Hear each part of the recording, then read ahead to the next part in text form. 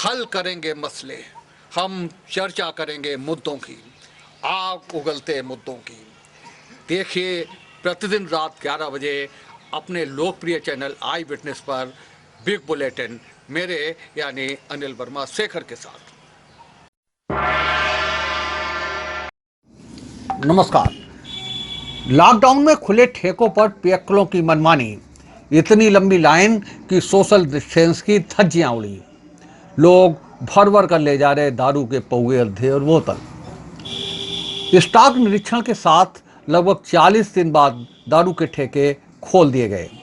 ठेके खुलते ही देसी और अंग्रेजी शराब के ठेकों पर भीड़ लगना शुरू हो गया। पियक्कलों की भीड़ ने लॉकडाउन की सारी व्यवस्थाओं की धज्जियां उड़ा दी।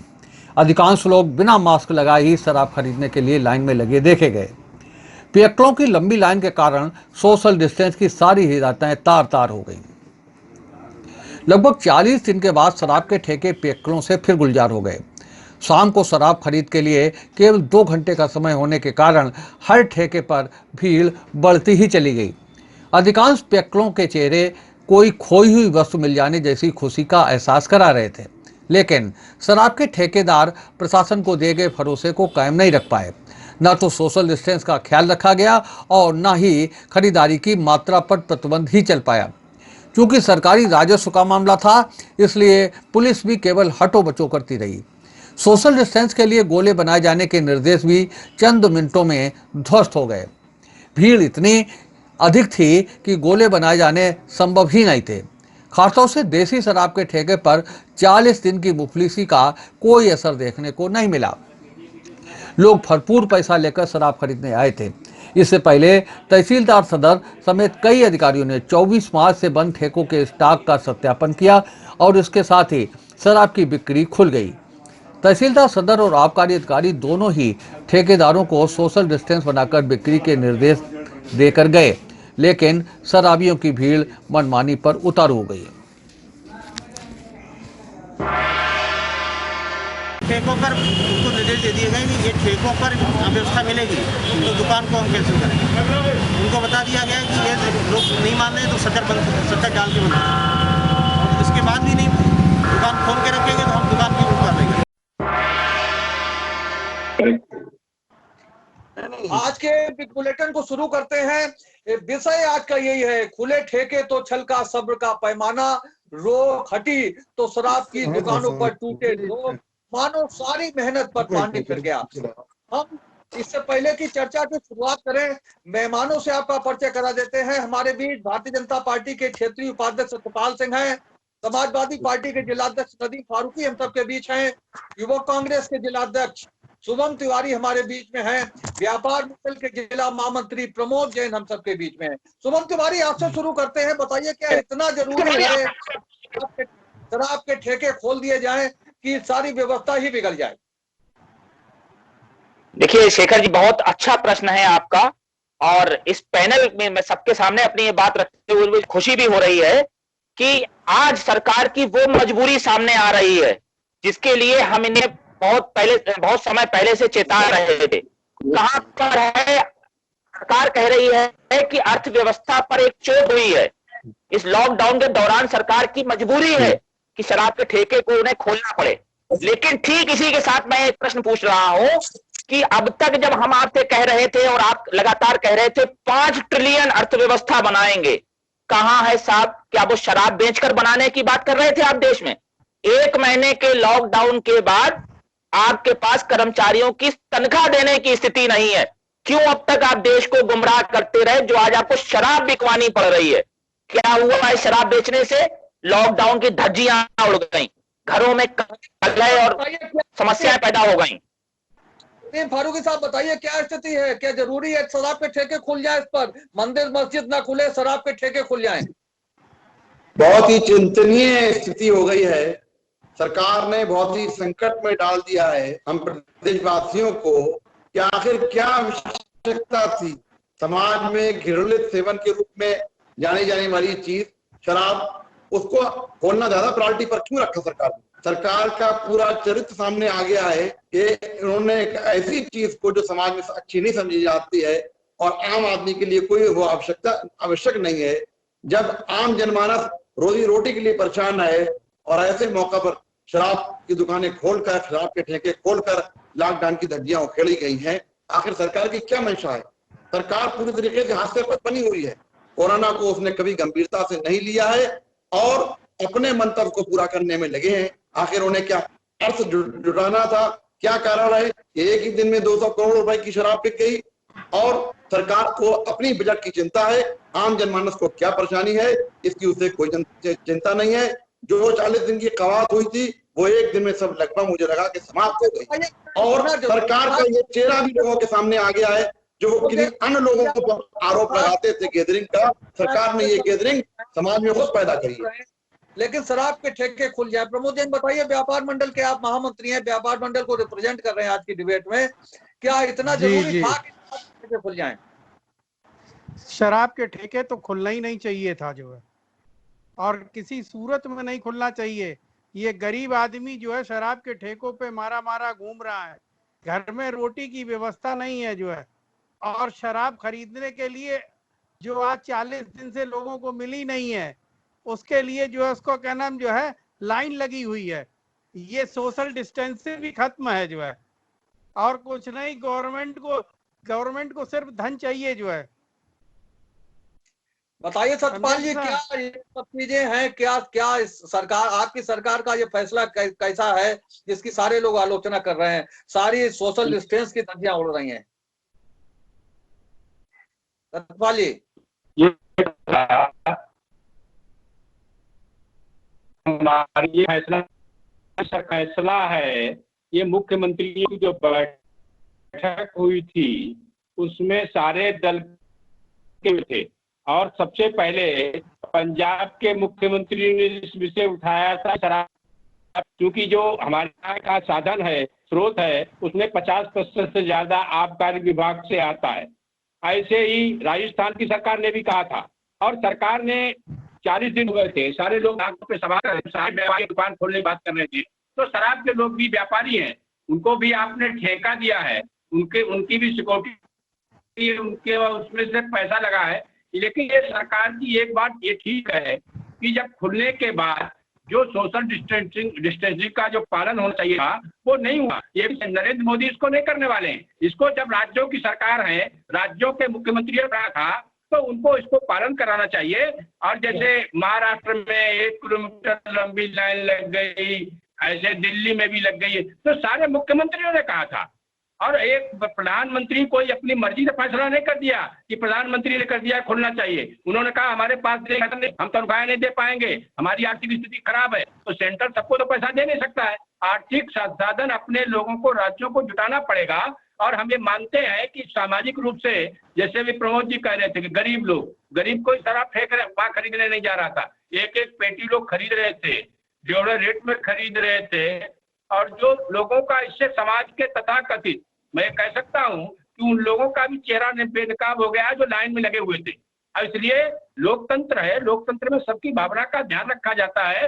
आज सरकारों ने कहा है कुछ जगह कि किसी व्यक्ति को अगर हम देंगे तो 1 बोतल से नहीं ज्यादा देंगे। कुछ मुख्यमंत्री अगर चाहें, जहां भी लोग कर सकते हैं, तो सेंट्रल का उस पर मनाही नहीं है। उन्होंने सारे मुख्यमंत्रियों को कहा है, सारे मुख्यमंत्रियों ने जिलाधिकारियों को कहा है जहाँ अवस्था है उसको ठीक किया जाए। अगर उसको व्यापार नहीं मानते हैं तो पूरे देश भर में सारे राज्यों के लोग बैठे और बंद करना चाहिए। पहले तो आपकी पार्टी ने आज ज्ञापन दिया है, मांग कर रही है आपकी पार्टी की शराब की बिक्री पर रोक लगे। दूसरे आप कह सकते हैं कि भारतीय जनता पार्टी के लोग तो लॉकडाउन में भी शराब बेचते रहे, उनके पास जो ठेके हैं। मैं यही सतपाल सिंह से यही कहना चाहूंगा। सुनिए, पहले ये भारतीय जनता पार्टी का कोई व्यक्ति शराब बेचते हुए नहीं मिला। ये बात जरूर है कि जिनको आबकारी विभाग के जिनको आप भाजपा का लोग कहते हैं, कभी भारतीय जनता पार्टी की मीरा सिंह जी जैसा नहीं, उनका नाम ठेका था, तो शराब बिक्री में नहीं हुआ है। उनके ये था कि जहाँ रखना चाहिए था दुकान के अंदर, दुकान के बाहर उनको नहीं है, तो उनके खिलाफ कार्रवाई हुई। उसमें भाजपा और कांग्रेस का मतलब नहीं है। व्यापारी की कोई पार्टी नहीं होती है उसमें। और उनके खिलाफ अगर सरकार की बात करती होती तो उनके ऊपर पेनल्टी लगी 20,000 रुपए। तो ये सरकार का काम है, सरकार ने इसमें भेदभाव नहीं किया। कोई मैं का व्यक्ति है। आदरणीय, मैं आदरणीय आपकी बात का बिल्कुल सम्मान करता हूं, लेकिन निवेदन स्वरूप अपनी बात कहना चाहूंगा। कृपया बात सुनिए जरूर। Hello hello. हाँ जी, मैं आदरणीय सत्यपाल सिंह जी से निवेदन करना चाहूंगा कि बात हमारी भी बात सुनिए। अगर गलत हो तो आप तुरंत टिप्पणी करिएगा। मैंने आपकी बात बहुत धैर्यपूर्वक सुनी है। मैं ये पूछना चाहता हूं कि जब तक लॉकडाउन था तब तक भी अगर शराब माफियाओं में नाम आया, शराब बेचने वालों में नाम आया तो भाजपा का। आज की तारीख में आपने उठा के सब आरोप मतलब जो उन सरकारों पे लगा दिए जहां पर कांग्रेस की गवर्नमेंट है। अब मैं पूछना चाहता हूं, अगर देखिए माने सुनिए, अगर आप प्रॉपर तरीके से धन मुहैया करा पाते इस कोरोना से निपटने के लिए, तो कोई राज्य सरकारें शराब बेचने के लिए और अपने यहाँ पे लॉकडाउन कोई स्थिति को खराब करने के लिए तैयार नहीं थी। ये मैं पूरी कांग्रेस पार्टी के मत आपके सामने रख रहा हूं, यकीन रखिए। लेकिन आप लोगों ने स्वयं हाथ खड़े किए। आप पहले कर लीजिए ना, ये सरकारों को जानना ना हो था। आदरणीय मैं पूछना चाहूंगा क्या जुमला था?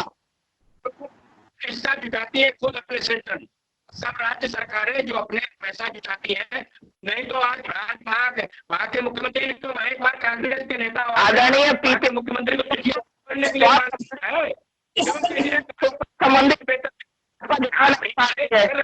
पार्टी की बात करते हो। पहले तो मैं राजनीति इसमें नहीं करना चाहता, लेकिन अगर आप राजनीतिक पार्टी की बात करते हो तो पहले पंजाब के चीफ मिनिस्टर को लिखो ना,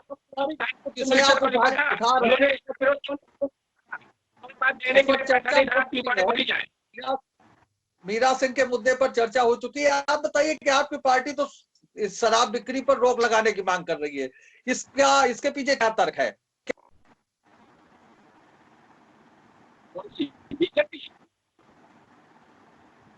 हेलो सवाल है।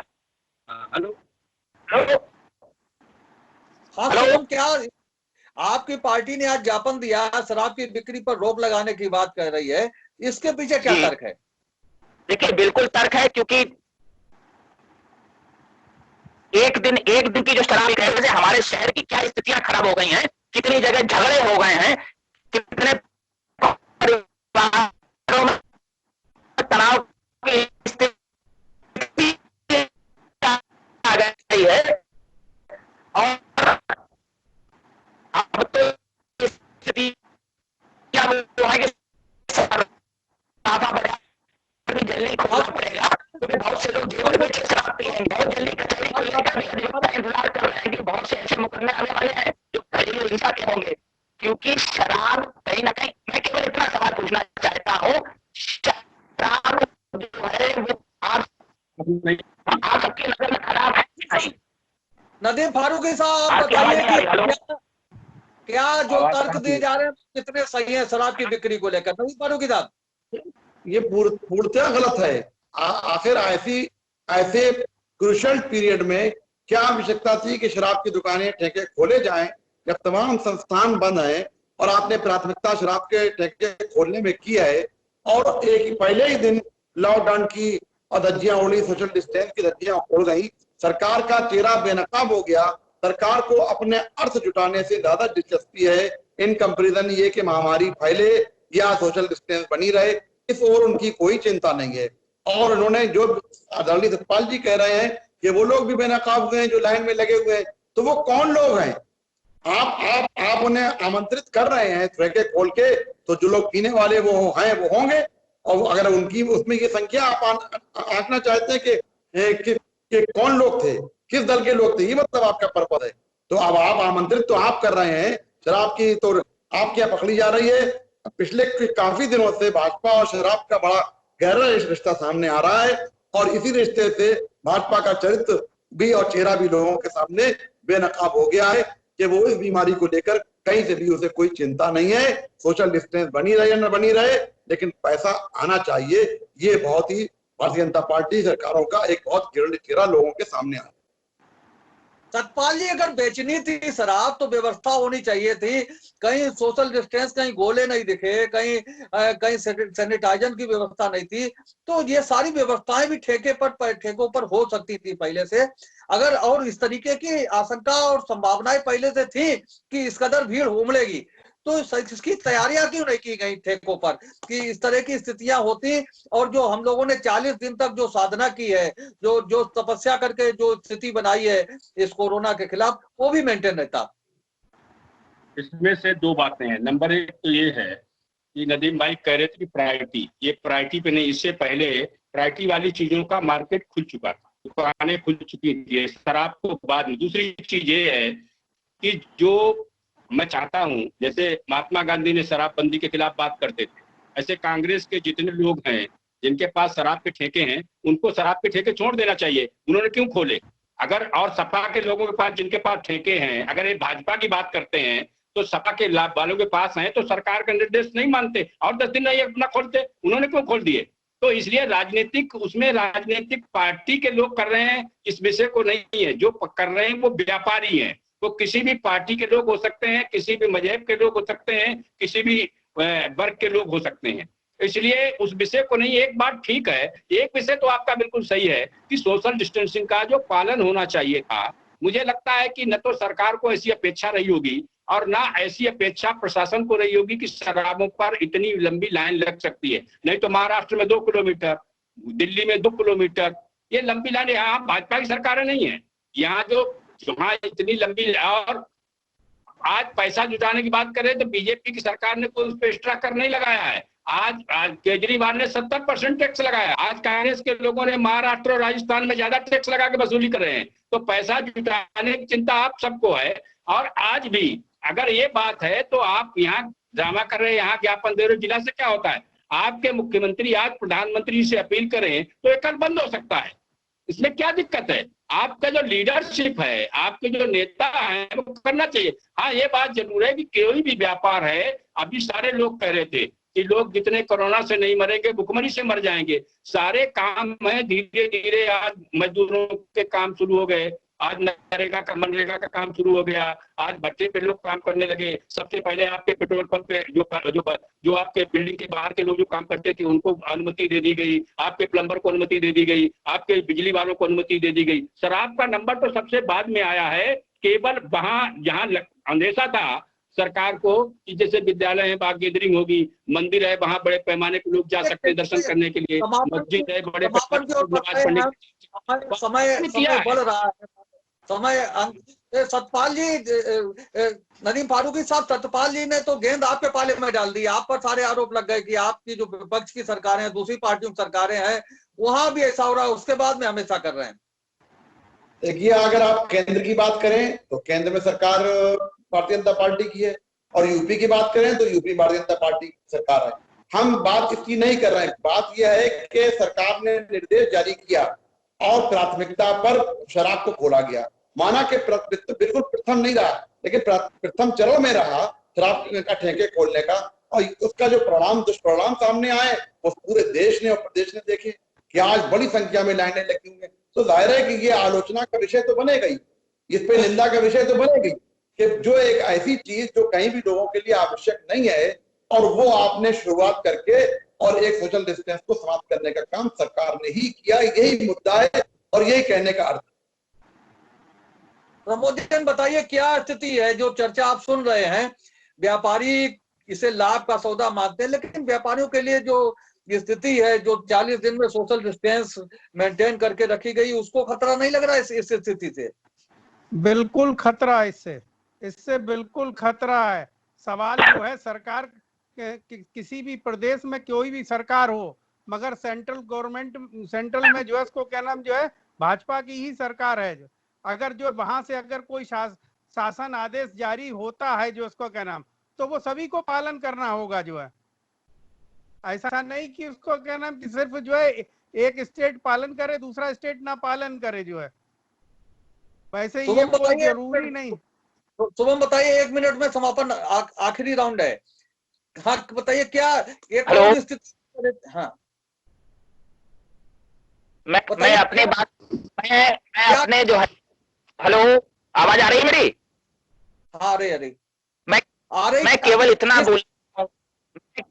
केवल इतना बोलना चाहूंगा कि आज केंद्र की भाजपा सरकार ने देश की अन्य राज्यों की सरकारों को मरता क्या ना करता वाली स्थिति में खड़ा कर दिया है। राज्य सरकारों की मजबूरी है, भाजपा की राज्य सरकारों की भी मजबूरी है कि शराब बेचकर ही अपने यहाँ लॉकडाउन और कोरोना से बचाने का प्रयास करे जनता को, अन्यथा ये 5 ट्रिलियन सपने दिखाने वाली सरकार कुछ नहीं कर सकती और पूर्णतः जनता के लिए अहित वाली सरकार है। ये मेरा फाइनल कोड है और मैं आदरणीय से निवेदन करूंगा कि मेरी बात को व्यक्तिगत तौर पे ना लें, चिंतन जरूर करें कि इस जो है शराब की वजह से हमारे फर्रुखाबाद जिले में कितनी समस्या उत्पन्न होने वाली है। आदरणीय इस पे निवेदन है, गौर जरूर करिएगा।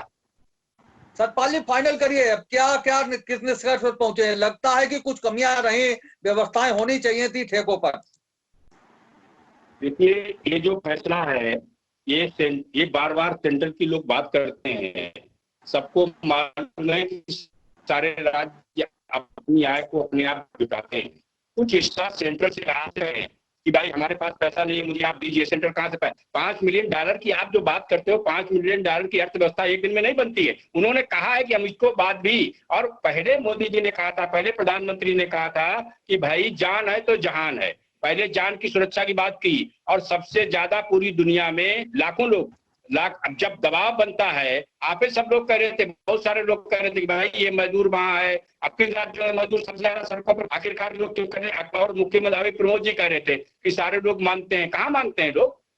महाराष्ट्र ने कितना आदेश माना, अभी बिहार ने कितना आदेश माना, अभी उन्होंने जो है वहां तो जनता दल बीजेपी की कॉमन सरकार है, हम मानते हैं हमारे सहयोगी दल की सरकार है, लेकिन उनको लगा कि मजदूर को मैं नहीं ला सकता हूँ। अभी सोनिया जी कह रहे हैं कि सेंट्रल पैसा दे, क्यों?